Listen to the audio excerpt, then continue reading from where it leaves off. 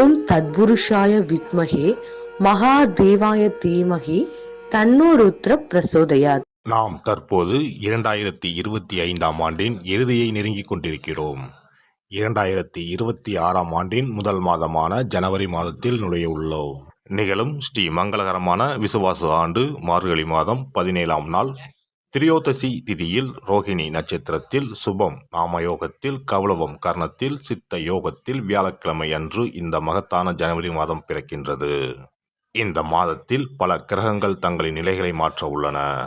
ஜோதிட சாஸ்திரப்படி ஜனவரி 1, 2026இல் கிரகங்களின் சிறப்பு சேர்க்கையால் உருவாகும் மிகப்பெரிய யோகமான சங்கோண யோகம் ஒரு சில ராசிக்காரர்களுக்கு மங்களகரமானதாகவும் அதிர்ஷ்டமானதாகவும் வாழ்வில் புதிய வெளிச்சம் தருவதாகவும் அமையும்.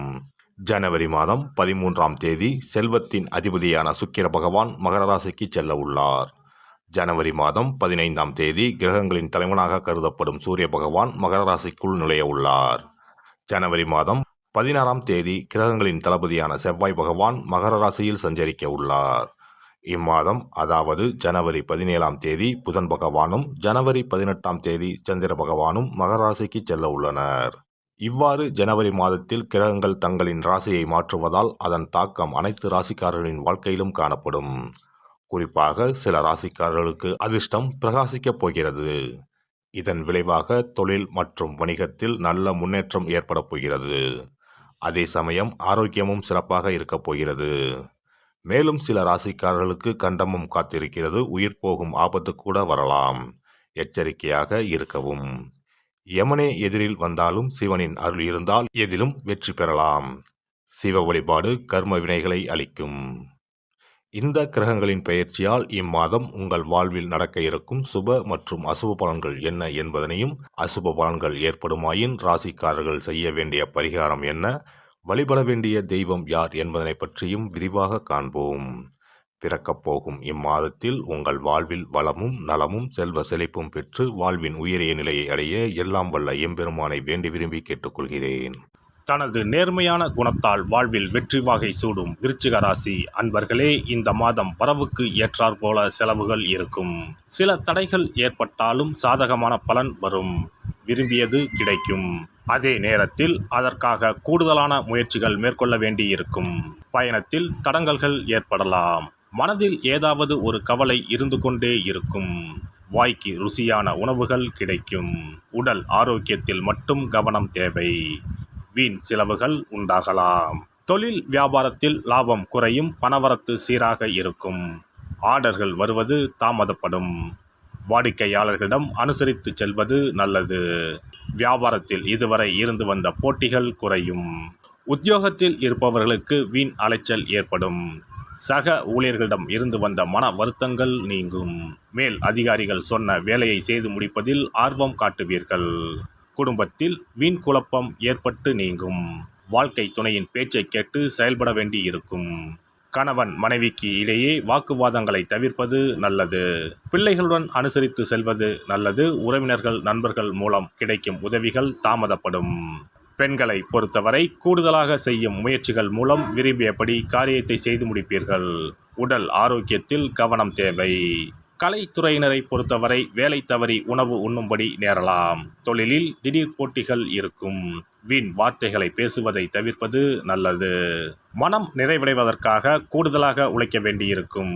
அரசியல் துறையினருக்கு அதிகம் பணியாற்றுவதால் உடல் சோர்வடைய நேரலாம். வீண் பேச்சுக்களை தவிர்ப்பது நல்லது. எடுத்துக்கொண்ட வேலைகளில் ஏதாவது வேண்டாத பிரச்சனைகள் தலை தூக்கலாம். மாணவர்களுக்கு எதிலும் எச்சரிக்கையுடன் ஈடுபடுவது நல்லது. கல்வியில் வெற்றி பெற கூடுதல் கவனம் தேவை. நட்சத்திர பலன்கள். விசாகம் 4ஆம் பாதம். இந்த மாதம் குடும்பத்தில் இருந்த சண்டைகள் நீங்கும்.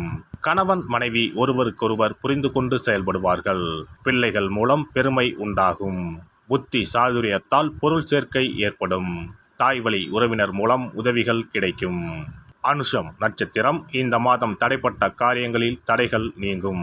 பணவரத்து எதிர்பார்த்தபடி இருக்கும். ஆன்மீக எண்ணம் அதிகரிக்கும். மாணவர்களுக்கு கல்வியில் இருந்த தடைகள் விலகும். தேவையான பண உதவி கிடைக்கும். கேட்டை நட்சத்திரம். இந்த மாதம் பொருளாதார சிக்கல் ஏற்பட்டு நீங்கும்.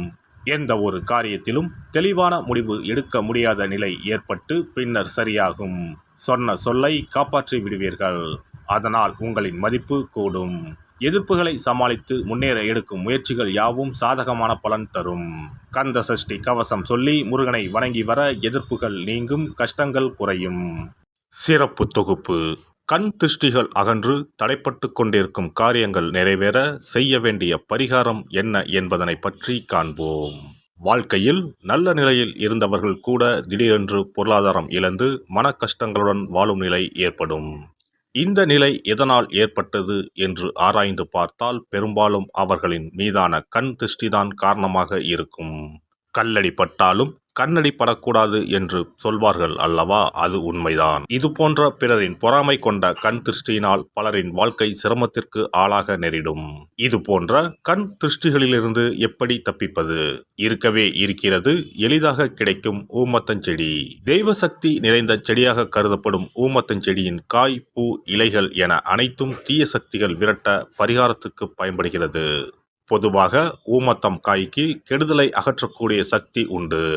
நம் வீட்டில் உள்ள எதிர்மறை சக்தியை அகற்றுவதற்கு ஊமத்தங்காய் தீபம் சிறந்த பரிகாரமாகிறது. தெய்வீக மகத்துவம் நிறைந்த ஊமத்தங்காய் மற்றும் பூவையும் எடுத்துக்கொள்ளுங்கள். வீட்டுக்கு அருகில் இல்லை என்றால் நாட்டு மருந்து கடைகளில் கிடைக்கும். இந்த 2 பொருட்களையும் மஞ்சள் தண்ணீரை கொண்டு நன்றாக கழுவி விடுங்கள். சிறிது நேரம் அவற்றிலுள்ள ஈரம் போக ஆறவிட்டு பிறகு அவற்றை ஒரு மஞ்சள் துணியில் குலதெய்வத்தை வேண்டி ₹1 நாணயத்தோடு சேர்த்து முடிந்து வீட்டின் நிலைப்படியில் கட்டி தொங்க விடுங்கள். இந்த முடிச்சை வெள்ளிக்கிழமை அல்லது ஞாயிற்றுக்கிழமைகளில் தயார் செய்து வாசல் படியில் கட்டுவது சிறப்பு. தினமும் வீட்டில் தீபம் ஏற்றி காண்பிக்கும் போது இந்த முடிச்சுக்கும் காண்பிக்கவும். இதேபோல் ஊமத்தம் இலைகள் கிடைத்தால் அந்த இலைகளை சுத்தமான மஞ்சள் தண்ணீரில் கழுவிவிட்டு அவற்றை கொண்டு வீட்டில் இருக்கும் விநாயகருக்கு திங்கள் கிழமைகளில் தொடர்ந்து அர்ச்சனை செய்து வர வேண்டும்.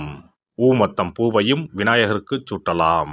3 வாரங்கள் தொடர்ந்து திங்கள் கிழமைகளில் விநாயகருக்கு ஊமத்தை இலையால் அர்ச்சனை செய்து ஊமத்தம் பூவை சூட்டி வழிபட்டால் வீட்டில் உள்ள கெட்ட சக்தி நடமாட்டம் மற்றும் கண் திருஷ்டிகள் தீரும்.